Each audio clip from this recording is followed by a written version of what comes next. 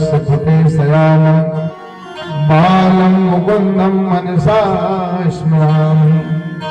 श्री कृष्ण गोविंद हरे मुरारे, हे नाथ नारायण वासुदेव। भगवान का क्या नाम है? वासुदेव। सब में वास है उनका, सब में वास है। पत्थर में भी वास है, बताओ, कण में वास है नारायण का, इसलिए उनको कहते हैं वासुदेव। सब जगह वास है। तो इस प्रकार से हिरण्यकश्यप ने कहा कि मुझे अमर का वरदान दे दो, मैं कभी मरूं ना, कोई भी मुझे मारे, मुझे युद्ध करना है लेकिन मारे ना, मरूं ना। ब्रह्मा जी ने कहा बेटा ये नहीं हो सकता, तू वरदान मांग सकता है, चाहे जो कुछ मांग ले, लेकिन अमर का वरदान नहीं मिलेगा। उन्होंने कहा क्यों?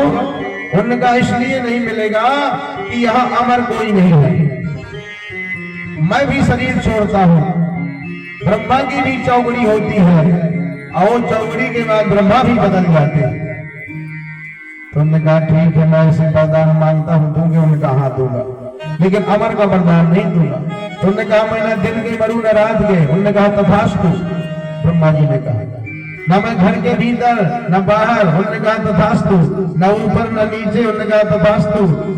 और उन्होंने कहा न किसी अस्त्र से न शस्त्र से। ब्रह्मा जी ने कहा तथास्तु भैया, जैसा तू गए वैसा सही, लेकिन अमर नहीं बन जा सकता कि तू अमर हो गया। उन्होंने कहा फिर न कोई पशु से, न पक्षी से, न जानवर से, न दिन के न रात के। उन्होंने कहा तथास्तु। ऐसे वरदान मांगे किसने? हिरण्यकश्यप ने। और हिरण्यकश्यप वहां से वरदान लेकर आया।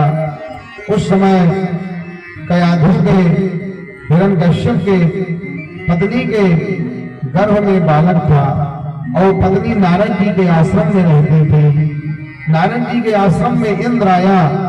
इंद्र ने कहा कि नारद जी ऐसा करो, मेरा दुश्मन है, इसकी पत्नी को मुझको दे दो, क्योंकि मेरी इंद्राणी को ले गया था एक बार। उन्होंने कहा नहीं, ऐसा नहीं होगा, संत के लिए तो सब बराबर है। अरे इंद्र तू परेशान ना हो, इसकी पत्नी के ही गर्भ में ऐसा बालक है जिसके रक्षा के लिए स्वयं भगवान आएंगे और हिरण्यकश्यप का वध करेंगे। तो कयाधु के गर्भ में बालक था, वो नारद जी के आश्रम में रहती थी।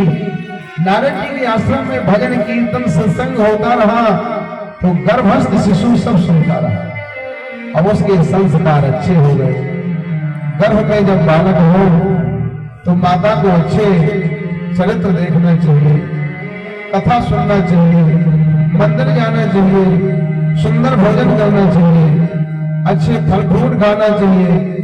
और इस प्रकार से जो बालक होता है सतोगुणी होता है, और जैसा भोजन करोगे तो उस प्रकार से ब्लड बन करके उस बालक का ब्लड ही, तो माता का ब्लड तो शोषण होता है, माता का ही रक्त, माता का ही जो वही रक्त का पोषण बालक करता है। इसलिए माता के ऋण से संतान कभी ऋण का नहीं चुका सकता, क्योंकि माता का रक्त शोषण करके, माता के रक्त से पालन पोषण हो करके हम सब बाहर निकले हैं। सज्जनों, माता को कभी दुख नहीं देना चाहिए। इसलिए माता पिता हमारे सर्वोपरि। क्या हुआ कि बालक जन्मा, कयाधु के पुत्र प्रहलाद हुआ। अब प्रहलाद जी 4 भाई थे, प्रहलाद, प्रहलाद, प्रहलाद, अनुवाद, ये 4 भाई जब हुए तो प्रहलाद जी भजन किया करें। तो हिरण्यकश्यप ने कहा कि कैसा बालक हुआ, मैं तो सोचता था कि ये भजन नहीं करेगा, और